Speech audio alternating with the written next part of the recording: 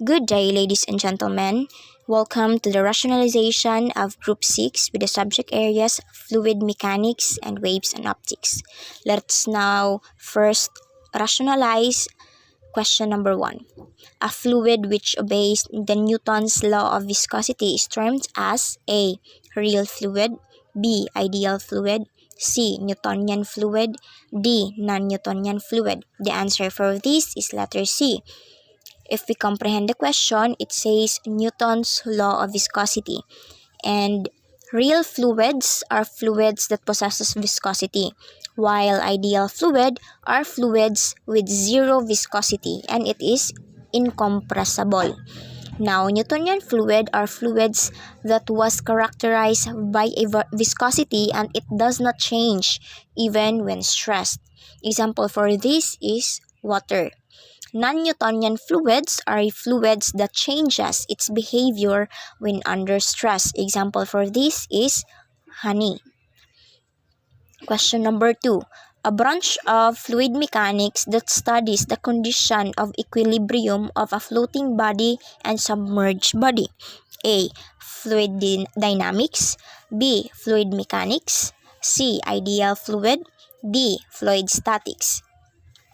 If we will going to eliminate options here, option B, fluid mechanics, is eliminated because the question says a branch of fluid mechanics. And also, option C is eliminated since ideal fluids are type of fluid and not branch of fluid mechanics. We have two options left, and that is option A and option D. Fluid dynamics is the study of fluid in motion, and fluid statics is the study of fluid at rest. Therefore, the answer is letter D, fluid statics. Question number 3. A subdiscipline of fluid mechanics that describes the flow of fluids, liquids, and gases. A. Fluid dynamics, B. Fluid mechanics, C. Ideal fluid, D. Fluid statics. We have already discussed this, and the answer for this is letter A. Fluid dynamics, the study of fluids in motion. Now, question number 4, the property of fluid by virtue of which it offers resistance to shear is called A. Surface tension, B. Adhesion, sorry for the repeating option, C. Adhesion, D. Viscosity. The answer for this is viscosity. Letter D. Now, viscosity is fluid's resistance to flow. In other words, the stickiness of a fluid. And that is the answer, viscosity. Number 5. Fluid is a substance that A. Cannot be subjected to shear forces, B. Always expands until it fills any container, C. Has the same shear stress at a point regardless of its motion, D. Cannot remain at rest under action of any shear force. The answer for this is letter D. That is because fluid can't be at rest when it is applied by any shear forces. Question number 6. The tensile force acting on the surface of a liquid in contact with gas such as air or on the surface between two immiscible liquids are A. Incompressibility, B. Surface tension, C. Cohesion, D. Adhesion. Now, cohesion is the reason of surface tension, and it is the attraction between molecules of fluid. Now, adhesion refers to the attraction of molecules of liquid to another objects. Example for this is water adhering to a glass. Now, the answer for this is surface tension.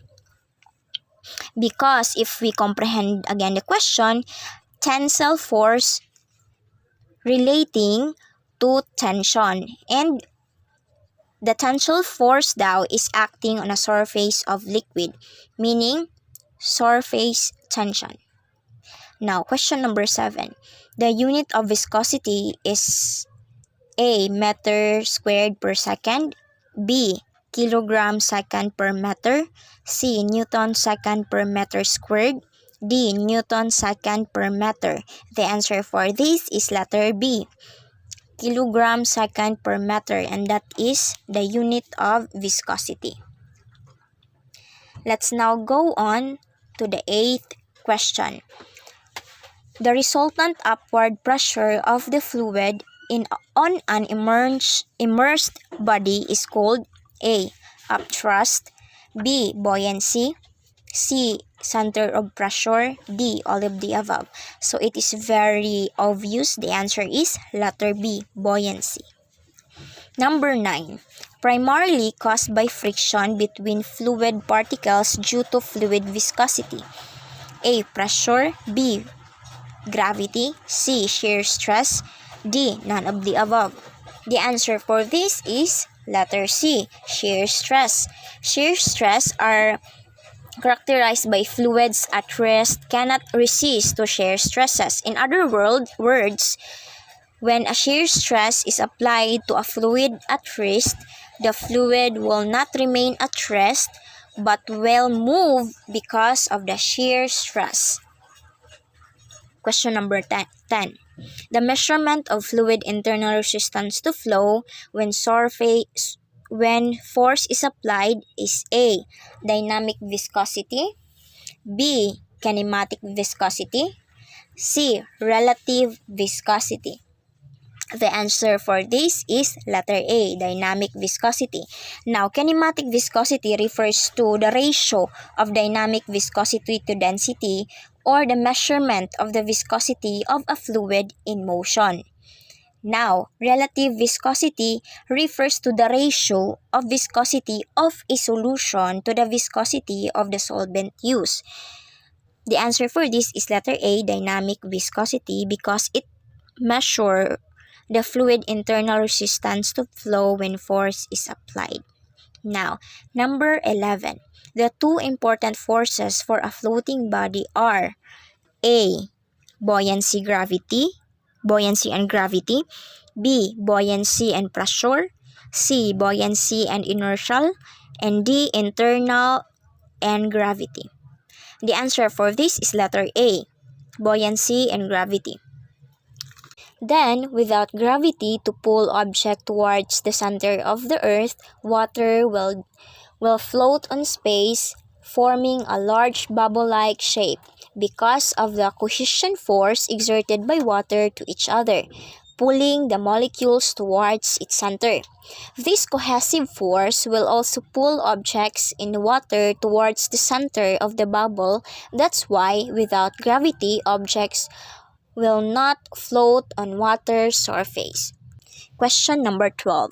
According to the principle of buoyancy, a body totally or partially immersed in a fluid will be lifted by a force equal to A. The weight of the body, B. More than the weight of the body, C. Less than the weight of the body, and D. Weight of the fluid displaced by the body. The answer for this is letter D, because for just example, na kay water in a pail, nya puno siyang tubig.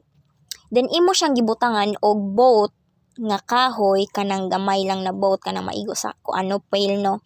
So imong ma-observe nga naay mausik nga tubig sa pail.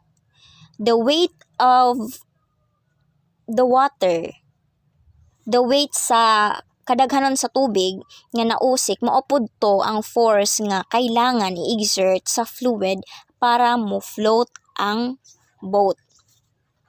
So the answer for this is letter D.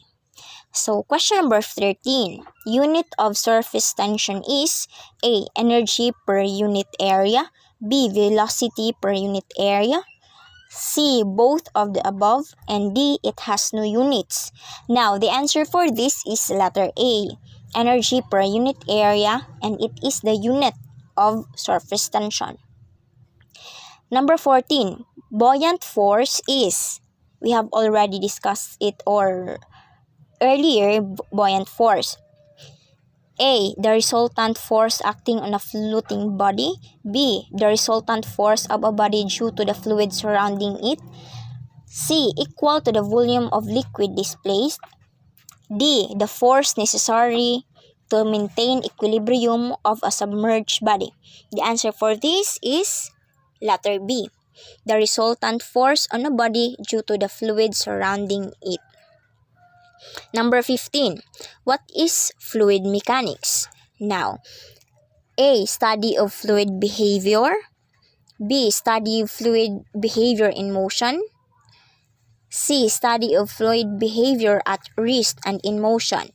The answer for this is letter C. We have also discussed it earlier, the two branches of fluid mechanics, which are fluid statics and fluid dynamics, where statics is the study of fluid at rest and dynamics is study of fluids in motion. Now, fluid mechanics is the study of or a behavior of fluids at rest and in motion. Number 16.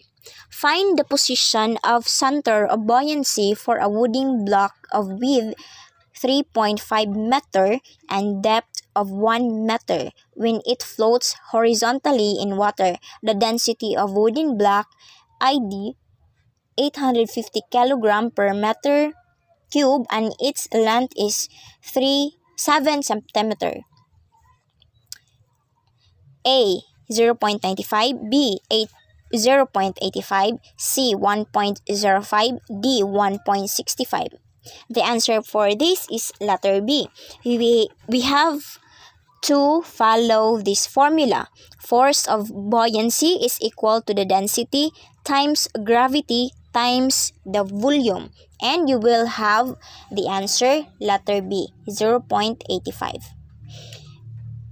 You don't have to worry because we will also discuss this later on the second session of this week-long review.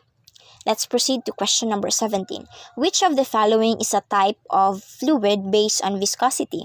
A. Real fluid. B. Ideal fluid. C. Newtonian fluid. D. All of the mentioned.